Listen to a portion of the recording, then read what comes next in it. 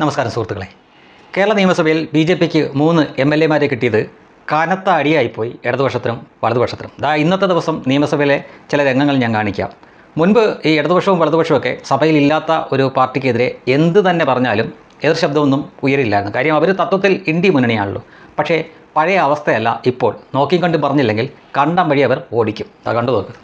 അമേരിക്കയുടെ താൽപര്യത്തിനു വേണ്ടി ഇറക്കുമതി പാടില്ല എന്ന് ട്രംപ് കൽപ്പിച്ചപ്പോൾ അതിന് കീഴ്വഴങ്ങുന്ന നിലയാണ് NDA ഗവൺമെന്റ് സ്വീകരിച്ചത്. ബഹുമാനായ പ്രതിപക്ഷ നേതാവ് ഒരു കാര്യം പറഞ്ഞു. അമേരിക്കൻ പ്രസിഡന്റിനെ കണ്ടാൽ പേടിക്കുന്നതാണ് ബഹുമാനപ്പെട്ട പ്രധാനമന്ത്രി എന്ന്. EDയെ കണ്ടാൽ പേടിക്കുന്ന പ്രതിപക്ഷ നേതാവല്ല, ട്രംപിന്റെ മുന്നിലല്ല, ഏത് ലോകരാഷ്ട്രത്തലവന്റെ മുന്നിലും ഭാരതത്തിന്റെ നിലപാട് പറയാൻ കരുത്തുള്ള പ്രധാനമന്ത്രിയാണ് ഭാരതത്തിന് ഉള്ളത്.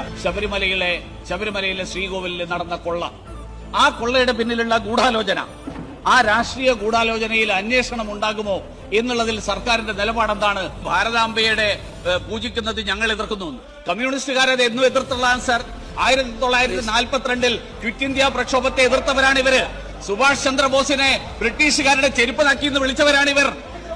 ഭാരതാംബയും ഭാരത് മാതാവും രവീന്ദ്രനാഥ ടാഗോറിന്റെ ബങ്കിം ചന്ദ്ര ചാറ്റർജിയുടെ വന്ദേമാതരത്തെ, ആ വന്ദേമാതരം RSS കൊണ്ടുവന്നതല്ല. ബങ്കിം ചന്ദ്ര ചാറ്റർജി ബ്രിട്ടീഷ് സർക്കാരിനെതിരായിട്ടുള്ള പോരാട്ടത്തിന്റെ ഭാഗമായിട്ട് അന്ന് കൊണ്ടുവന്നതാണ്. അതിനെ എതിർക്കുന്നവർ ആ നിലപാട് ഇപ്പോഴ് രാജ്യത്തിന്റെ മൂലയിൽ മാത്രം ഒതുങ്ങുമ്പോഴും ആ നിലപാട് മാറുന്നില്ലെങ്കിൽ നാളെ ഇവരെ തൂത്തുകൂട്ടി വലിച്ചെറിയും. ഈ രാജ്യത്തെ മുന്നറിയിപ്പ് കൂടി നൽകാൻ ഞാൻ അവസരത്തിൽ ആഗ്രഹിക്കാം. ഈ സ്കൂളിലൊക്കെ കൊച്ചുകുട്ടികൾ ടീച്ചർമാരോട് പോയി പരാതിപ്പെടത്തില്ലേ?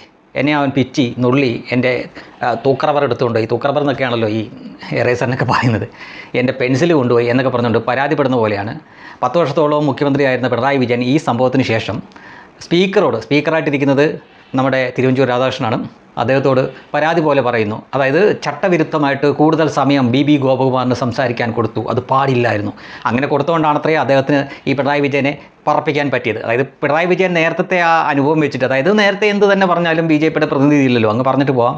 ഇപ്പോൾ അവർക്ക് വേണ്ടിയിട്ട് കോൺഗ്രസ്സുകാരെന്തായാലും ഏറ്റുപിടിക്കത്തില്ല. അപ്പോൾ ആ ഒരു ഇത് വെച്ചിട്ടാണ് ട്രംപിനെ ഇന്ത്യക്കും അമേരിക്കയ്ക്കും പേടിയാണ്, ട്രംപ് പറയുന്നതനുസരിച്ചാണ് നിൽക്കുന്നതെന്നൊക്കെ പറഞ്ഞപ്പം തിരിച്ചൊറ്റ ഡയലോഗോ കൊടുത്തുള്ളൂ. EDയെ പേടിച്ച് എന്തൊക്കെയാണ് കാട്ടിക്കൂട്ടിയത് എന്ന് ഇവിടെ ഈ ലോകം കണ്ടതാണ്. പിണറായിയുടെ പാർട്ടിയും കൂടെ വളരെ ലളിതമായിട്ട് നിസ്സാരമായിട്ട് കഴിഞ്ഞു പോകുന്ന ഒരു നടപടിക്രമം. അതായത് അവർ വന്നു, ആ വീട്ടിൽ കയറുന്നു, ചോദ്യം ചെയ്യേണ്ട പിണറായിയുടെ മകളെ ചോദ്യം ചെയ്യുന്നു, അതിനുശേഷം തെളിവ് കിട്ടാതിരിക്കാം, ആ നടപടിക്രമമായിട്ട് അവർ മുന്നോട്ട് പോകും. അതിനുവേണ്ടി ED ആ വീട്ടിൽ കയറി എന്ന് പറഞ്ഞുകൊണ്ട്, അതും പിണറായി വിജയനെ ചോദ്യം ചെയ്തിട്ടില്ല, അത് അയാൾ വന്നിട്ട് സമ്മതിക്കുന്നുണ്ട്. പക്ഷേ ഈ കേരളം മുഴുവൻ അവർ കാണിച്ച കോപ്രായങ്ങൾ എന്തായിരുന്നു എന്ന് നമ്മൾ കണ്ടതാണ്. അപ്പോൾ എന്തുകൊണ്ടാണ് ഭയം? അത്രയേറെ പേടിച്ച് നിൽക്കുന്ന ഒരു മുതലാണ് ഈ മോദിയെ പറ്റി പറയുന്നത്. വെറുതെ ഇരിക്കുമോ, നല്ലത് കൊടുത്തു. സാധാരണ രീതിയിൽ കൊല്ലത്തുള്ളവർ, അതായത് പ്രത്യേകിച്ചും ഈ ചാത്തന്നൂരുള്ള ആളുകൾ പറയുന്നത്, ഞങ്ങൾക്കറിയാവുന്ന അദ്ദേഹം ഒരു അധ്യാപകൻ കൂടിയാണ്, BB ഗോപകുമാർ എന്ന വ്യക്തി വളരെ മിതഭാഷയായിട്ടുള്ള ആളാണ് എന്നാണ് പറയുന്നത്. പക്ഷേ ആ വ്യക്തി പോലും 10 വർഷത്തോളം മുഖ്യമന്ത്രിയായിരുന്ന, ഇപ്പോൾ ഈ പ്രതിപക്ഷത്തിരിക്കുന്ന ഈ ലോക പേടിത്തൊണ്ടനായിട്ടുള്ള പിണറായി വിജയനെ വാരി അലക്കുന്ന കണ്ടപ്പോൾ നേരത്തെ തന്നെ BJPക്ക് ഒരു 2 3 ഒക്കെ MLA-മാർ ഉണ്ടായിരുന്നെങ്കിൽ ഈ കേരളം ഇത്രയേറെ മോശപ്പെട്ട രാഷ്ട്രീയ സ്ഥിതിയിലേക്ക് ആവില്ലായിരുന്നു എന്ന കാര്യം ഉറപ്പാണ്. അതുകൂടാതെ V മുരളീധരനും കൂടെ ബാക്കി കൊടുത്തിട്ടുണ്ട്. ഇനി രാജീവ് ചന്ദ്രശേഖരൻ്റെ വീതം കൂടെ വരാനുണ്ട്. ഇവർക്ക് നേരത്തെ ഞാൻ പറഞ്ഞ പോലെ പിച്ചി, മാന്തി, നുള്ളി എന്നൊക്കെ പറഞ്ഞ് പരാതിപ്പെടാം. ആരോട്? ഈ സ്പീക്കറോട്. അവർക്ക് കൂടുതൽ സമയം കൊടുക്കരുത്, അവർക്ക് 3 MLA-മാരേ ഉള്ളൂ, അപ്പോൾ ഇത്ര സമയം കൊടുക്കാവുള്ളൂ, അതിൽ കൂടുതൽ ഒരു കാരണവശാലും കൊടുക്കരുത്. ഇതൊക്കെയാണ് അവർ പരാതിയായിട്ട് പറയുന്നത്. അല്ലാതെ അവർ പറയുന്നതിനകത്ത് വസ്തുതയുണ്ടോ ഇല്ലയോ ഉള്ളതല്ല. ഇത്ര ഭീരുക്കളായിട്ടുള്ളവരായിരുന്നു ഇത്ര കാലവും നിയമസഭയിൽ കിടന്നുകൊണ്ട് ഈ ഖോഖോ വിളികളെല്ലാം നടന്നുകൊണ്ടിരുന്നത്.